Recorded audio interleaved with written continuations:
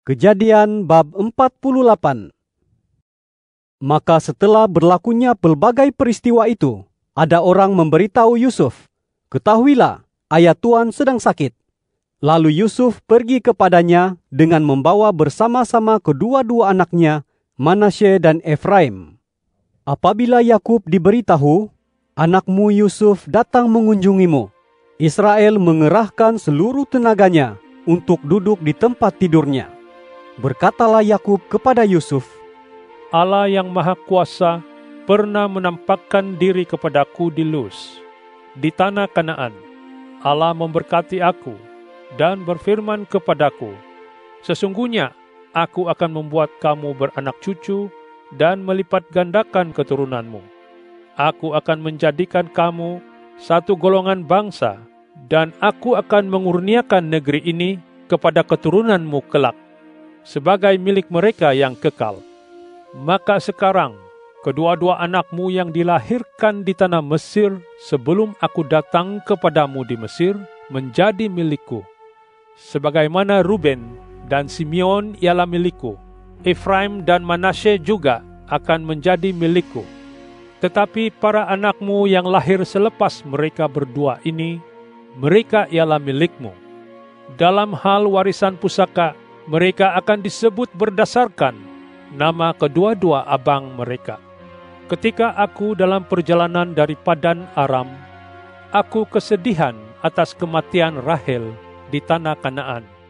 Tidak beberapa jauh jaraknya dari Efrata. Lalu aku memakamkan dia di sana, di sisi jalan menuju Efrata, yaitu Betlehem."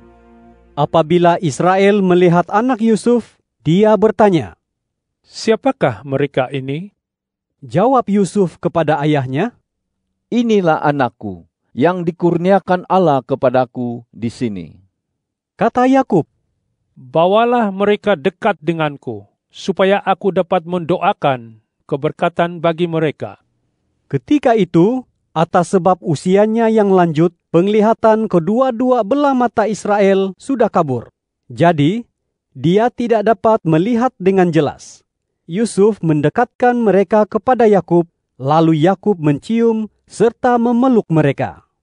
Kata Israel kepada Yusuf, "Aku tidak menyangka aku akan melihat wajahmu lagi. Tetapi kini Allah malah mengizinkan aku melihat keturunanmu."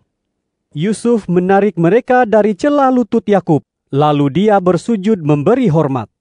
Lalu Yusuf memegang kedua-duanya. Efraim dipegang dengan tangan kanannya di sebelah kiri Israel, dan Manasye dipegang dengan tangan kirinya di sebelah kanan Israel.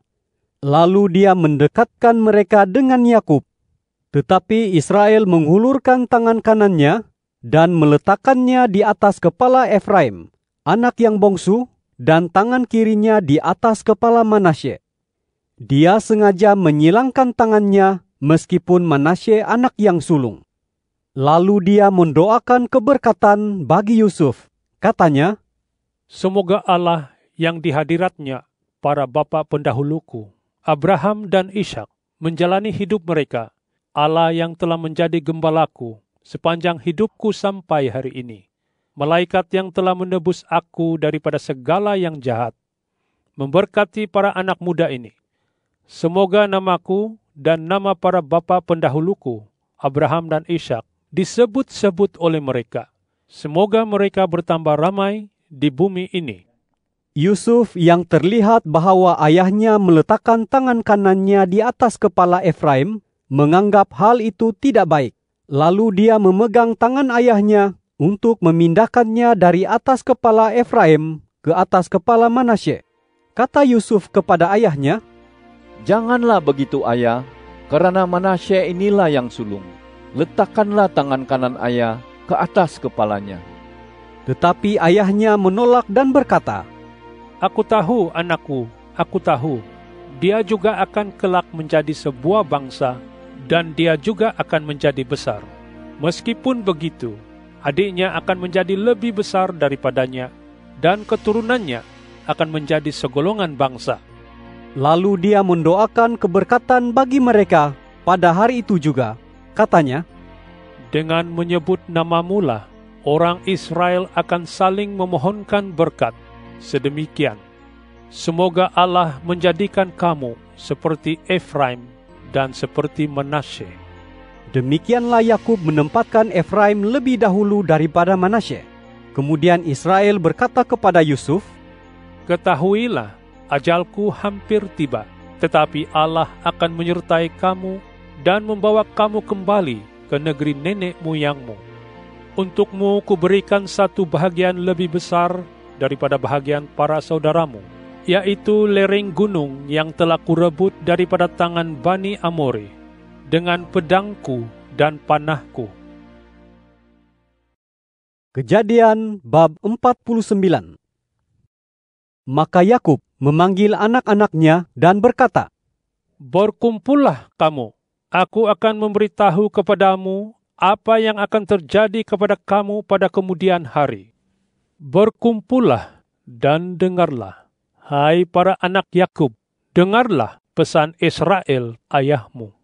Ruben, kamulah anakku yang sulung, kekuatanku dan permulaan keperkasaanku, terunggul dalam keluhuran, terunggul dalam kegagahan.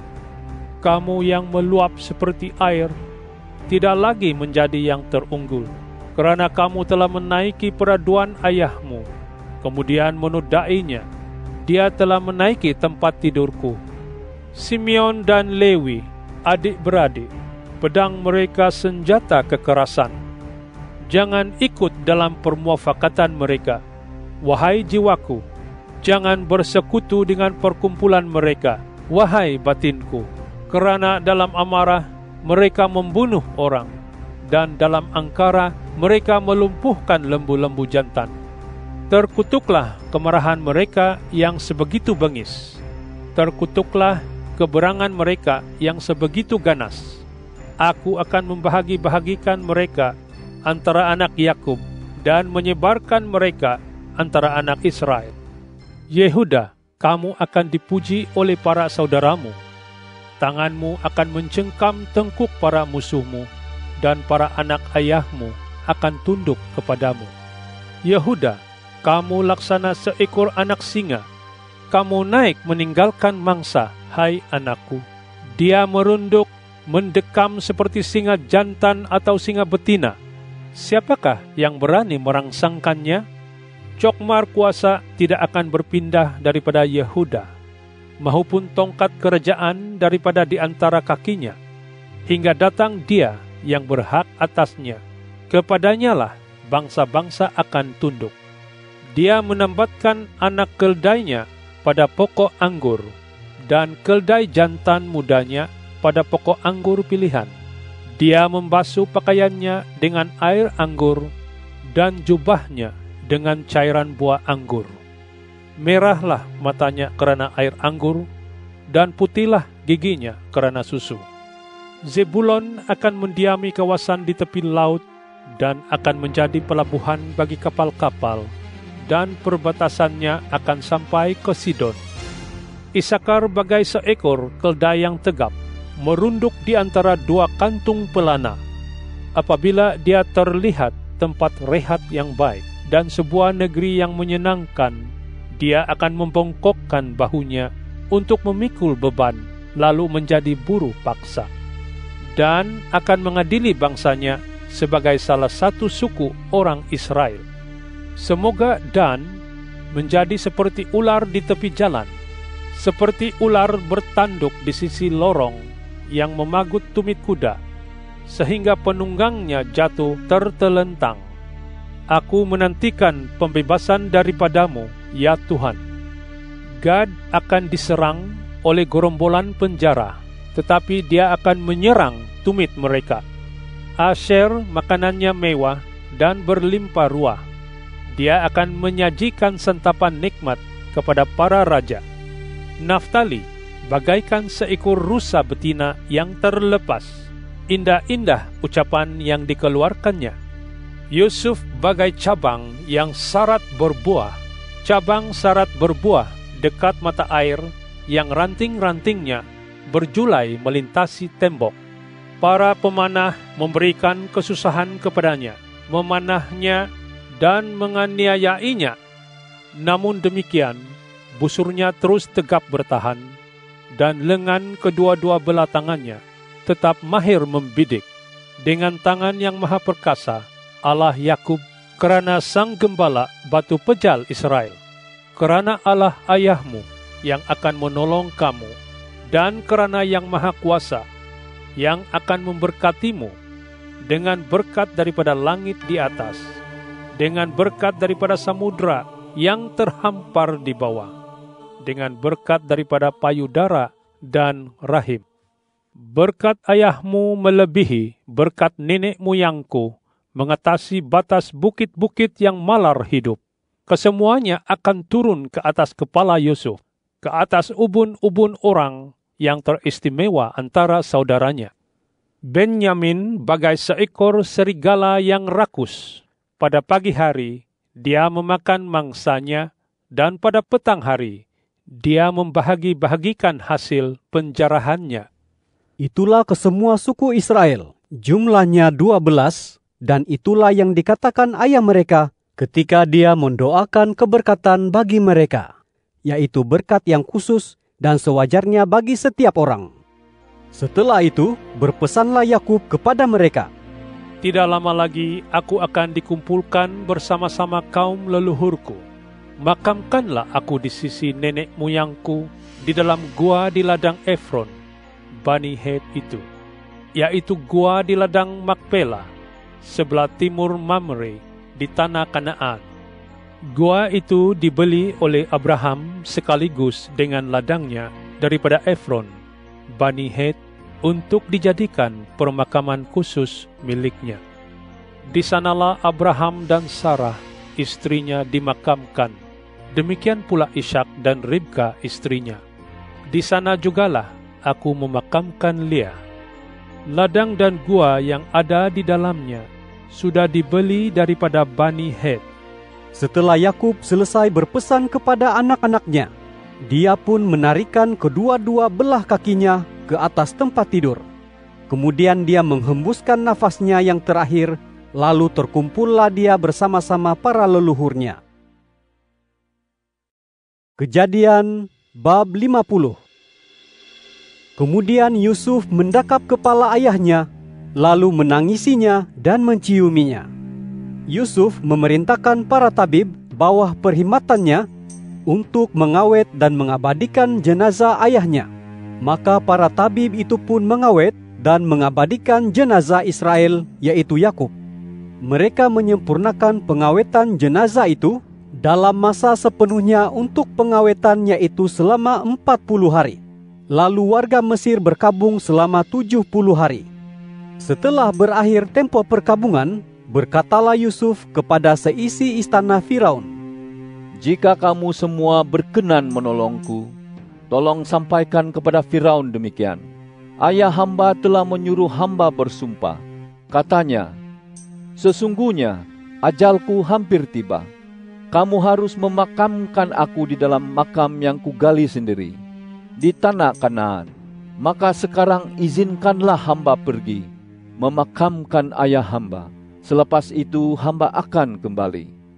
Kata Firaun, "Pergilah, makamkanlah ayahmu menurut apa yang disuruhnya kamu bersumpah." Maka pergilah Yusuf untuk memakamkan ayahnya. Seluruh pegawai Firaun pergi menyertainya, yaitu para pegawai kanan istana Firaun dan semua golongan ketua di tanah Mesir, dan begitu jugalah seisi rumah Yusuf, para saudaranya, dan anggota keluarga ayahnya. Yang ditinggalkan mereka di tanah Goshen hanyalah kalangan kanak-kanak kecil serta semua kawanan ternakan mereka. Pasukan rata serta pasukan berkuda juga pergi bersama-sama sehingga tersangat besarlah rombongan itu. Apabila mereka tiba di tempat pembantingan Atad yang terletak di seberang sungai Yordan, merataplah mereka dengan suara yang kuat lagi memilukan. Lalu Yusuf menetapkan 7 hari perkabungan untuk ayahnya. Apabila penduduk negeri itu, yaitu Bani Kanaan, melihat perkabungan di tempat pembantingan Atad itu, berkatalah mereka, "Ini perkabungan yang besar bagi orang Mesir." Itulah sebabnya tempat di seberang Yordan itu dinamai Abel Mizraim. Para anak Yakub melaksanakan apa yang dipesan oleh Yakub kepada mereka. Mereka mengangkat jenazahnya ke tanah Kanaan, lalu memakamkannya di dalam gua di ladang Makpela di sebelah timur Mamre, yang sekaligus dengan ladangnya dibeli oleh Abraham daripada Bani Het, yaitu Efron, untuk dijadikan pemakaman persendirian keluarganya. Setelah ayahnya dimakamkan, pulanglah Yusuf ke Mesir bersama-sama para saudaranya dan ke semua orang yang turut serta dalam upacara pemakaman ayahnya. Saudara-saudara Yusuf sedar bahwa ayah mereka telah meninggal. Lalu berkatalah mereka, "Mungkin Yusuf berdendam terhadap kita dan akan membalas sepenuhnya semua kejahatan yang kita lakukan terhadapnya." Maka mereka menyuruh orang menemui Yusuf dengan pesan, "Sebelum ayah Tuhan meninggal, dia berpesan, beginilah harus kamu katakan kepada Yusuf, ampunilah segala kesalahan dan dosa para saudaramu yang pernah berbuat jahat terhadapmu. Jadi, sekarang ampunkanlah kesalahan hamba-hamba Allah ayahmu." Ketika Yusuf mendengar pesan itu, dia pun menangis. Kemudian datanglah para saudaranya, lalu mereka sujud memberi hormat di hadapannya. Kata mereka, "Kami datang untuk menjadi hamba Tuhan." Tetapi kata Yusuf kepada mereka, "Jangan takut, adakah diri aku ini Allah? Memang dahulu kamu berniat melakukan kejahatan terhadapku, tetapi Allah memaksudkan perbuatan kamu untuk tujuan yang baik, sehingga wujud apa yang terjadi sehingga hari ini, yaitu dengan terpeliharanya kelangsungan hidup ramai manusia. Jadi janganlah takut, aku akan menyediakan dan memenuhi keperluan hidupmu dan para anakmu."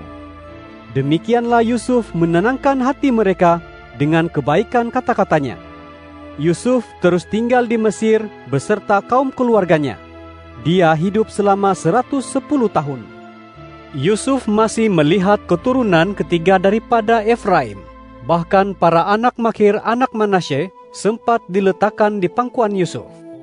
Maka berkatalah Yusuf kepada para saudaranya, "Ajalku hampir tiba, tetapi Allah pasti akan mendatangi kamu dan membawa kamu keluar dari negeri ini ke negeri yang dijanjikannya dengan bersumpah kepada Abraham, Ishak, dan Yakub." Kemudian Yusuf menyuruh orang Israel bersumpah, "Allah pasti akan mendatangi kamu. Pada waktu itu, kamu harus membawa tulang-tulangku dari sini." Lalu wafatlah Yusuf ketika berusia 110 tahun. Jenazahnya diawetkan dan ditempatkan dalam sebuah keranda di Mesir.